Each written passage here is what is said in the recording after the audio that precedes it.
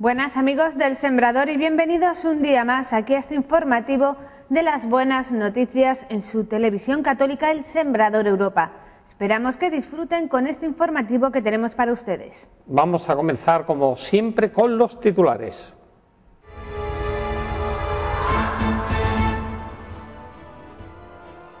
Matrimonio y familia son el futuro de la sociedad.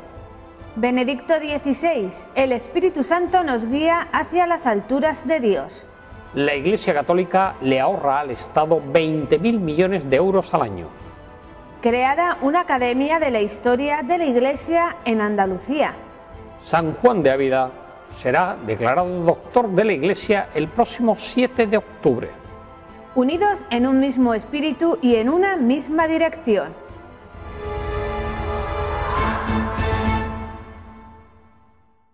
Matrimonio y familia, el futuro de la sociedad. El sexto Congreso Mundial de las Familias, que se celebró en Madrid del 25 al 27 de mayo pasado, continuó sus trabajos este fin de semana, con una gran riqueza de iniciativas y propuestas de participación. El Congreso se cerró con la aprobación de la Declaración Madrid 2012. En la primera sesión plenaria del sábado se trató el tema amenazas a la vida y a la familia en el derecho internacional. La conferencia principal estuvo a cargo de Austin Rush, de Estados Unidos, presidente de la organización C-FAN. Explicó la lucha del movimiento Provida, que ha tenido éxito en evitar que el aborto se convierta en un derecho internacional. Cultura de la vida versus cultura de la muerte fue el tema de la segunda sesión plenaria, con una conferencia de Alveda C. King, activista provida, sobrina de Martin Luther King y cuyo padre también fue asesinado por defender los derechos civiles de los negros. La señora King comparó el movimiento por los derechos civiles con la actual lucha contra la discriminación de los no nacidos. Las actitudes de la cultura de la muerte de hoy se parecen sorprendentemente a aquella situación, dijo la señora King. La mañana del domingo se inició con una Eucaristía concelebrada que presidió Monseñor Juan Antonio Martínez Camino, obispo auxiliar de Madrid. En su homilía dijo que trabajar por la familia es trabajar por el ser humano. Al ser domingo de Pentecostés, habló sobre la alegría como fruto del Espíritu Santo, una alegría que destierra de nuestro espíritu el miedo que esclaviza. Afirmó Monseñor Martínez Camino que la razón puede entender que la familia se basa en el matrimonio y que no es buena una legislación que no protege esta realidad humana básica. La primera sesión dominical se inició con una conferencia de Alfredo Dañino sobre libertad de educación, afirmando el ponente que la libertad de enseñanza es un derecho fundamental del hombre e implica dos cosas: el derecho a enseñar y el derecho a crear instituciones educativas de iniciativa social, añadiendo que los riesgos actuales son una gran influencia de ideologías tales como agnosticismo ideológico, relativismo moral, ideología de género, laicismo y la utilización de la educación para imponer un determinado modelo ideológico. La libertad religiosa fue el tema de la segunda sesión plenaria. El coordinador de la misma, Javier Menéndez Ros, director de ayuda a la Iglesia necesitada en España, señaló que en el mundo 200 millones de cristianos son perseguidos por su fe y 150 millones más son discriminados. El próximo congreso será en Australia en 2013.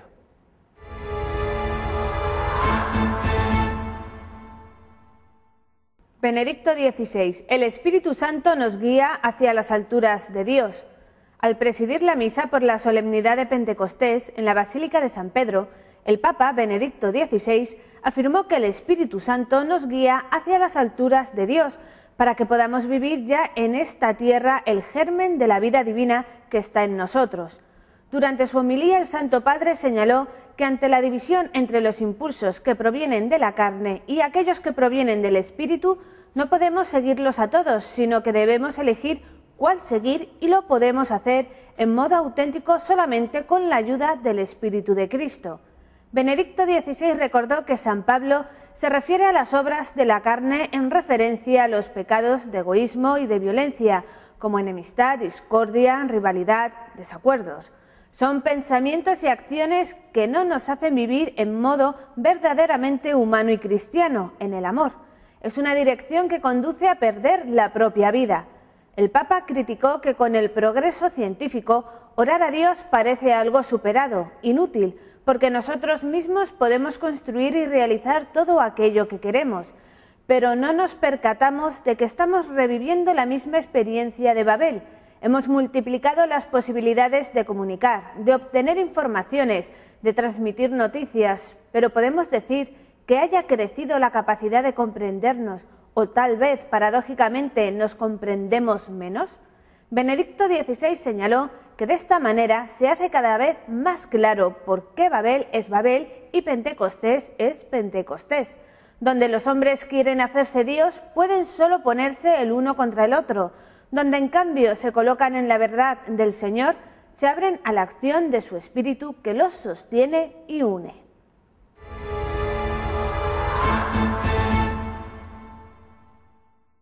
La Iglesia Católica le ahorra al Estado 20.000 millones de euros al año.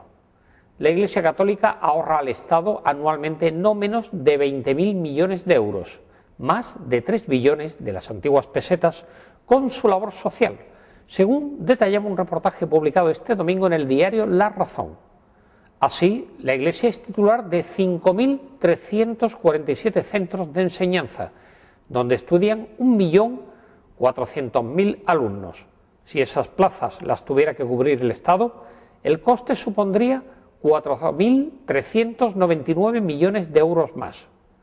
La Iglesia Católica es titular de más de 100 hospitales, más de 1.000 centros tipo ambulatorio o dispensario y centros para ancianos y crónicos, y en torno a 51.000 camas. Los gastos que asume suponen un ahorro al Estado de 14.000 millones de euros. La Iglesia Católica cuenta con 4.800 centros asistenciales para pobres, especialmente activos desde el inicio de la actual crisis económica.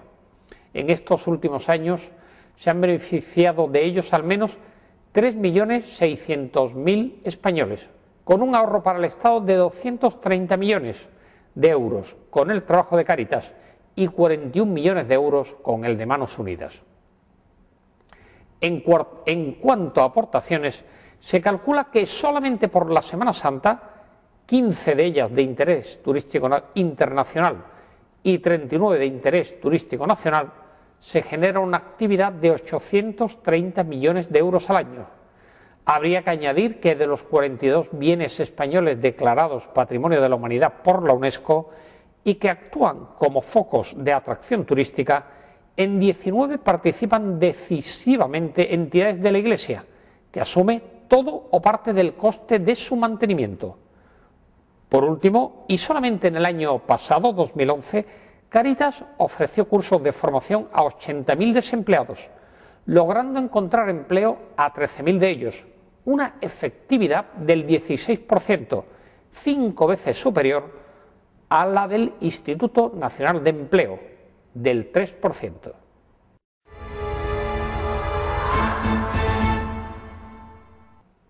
Creada una Academia de la Historia de la Iglesia en Andalucía.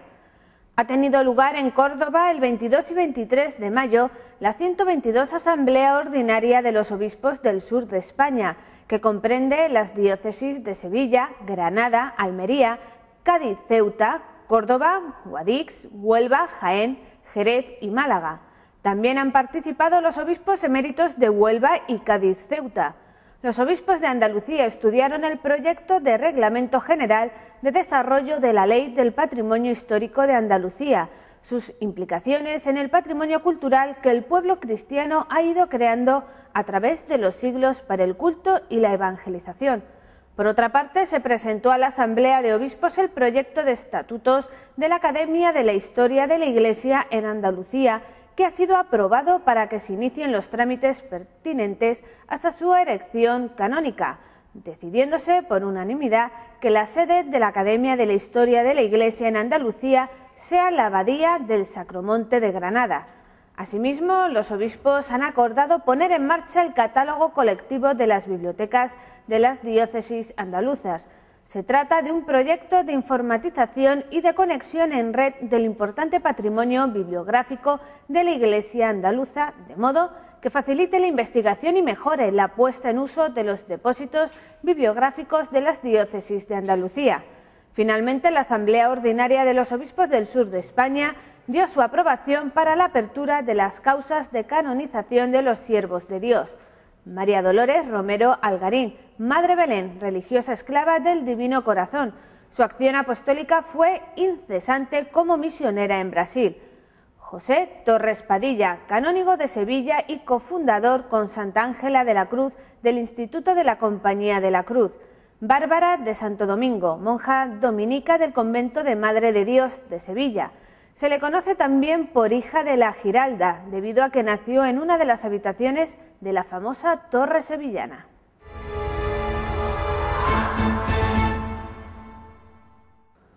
San Juan de Ávila será declarado doctor de la Iglesia el próximo 7 de octubre. San Juan de Ávila, patrono del clero secular español, será declarado doctor de la Iglesia Universal el próximo día 7 de octubre, durante la apertura del Sínodo Ordinario de los Obispos. Así lo ha anunciado Benedicto XVI durante el tradicional rezo del Ángelus, en la plaza de San Pedro. En la misma celebración de octubre, Benedicto XVI declarará doctora de la Iglesia Santa Hildegarda de Bingen, mística alemana del medievo. Se trata, ambos, de dos grandes testigos de la fe. Hildegarda fue monja benedictina en el corazón del medioevo alemán, una auténtica maestra de teología y profunda estudiosa de las ciencias naturales y de la música, mientras que Juan de Ávila, sacerdote diocesano en los años del Renacimiento español, participó en el afán de la renovación cultural y religiosa de la Iglesia y de la coordinación en los albores de la modernidad. Según dijo el Santo Padre, la santidad de su vida y la profundidad de la doctrina los hacen perennemente actuales. La gracia del Espíritu Santo los proyectó hacia esa experiencia de penetrante comprensión de la revelación divina y de diálogo inteligente con el mundo, que constituyen el horizonte permanente de la vida y de la acción de la Iglesia. Unidos en un mismo espíritu y en una misma dirección. El pasado sábado 26 de mayo, la capilla del Colegio Diocesano Sagrado Corazón de Jesús a las 9:30 de la noche acogió la vigilia de Pentecostés, presidida por nuestro obispo José Vilaplana Blasco.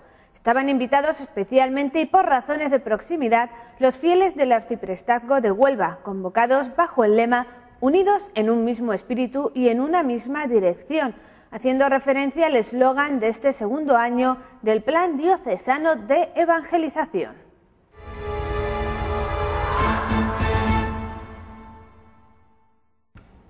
Hasta aquí hoy, amigos de la televisión católica El Sembrador Europa, la voz de la nueva evangelización, llegaron las buenas noticias del mundo que hemos seleccionado para todos vosotros. Muchas gracias por vuestra atención y que el Señor os guíe en vuestro camino. Gracias por vuestra compañía y hasta el próximo informativo.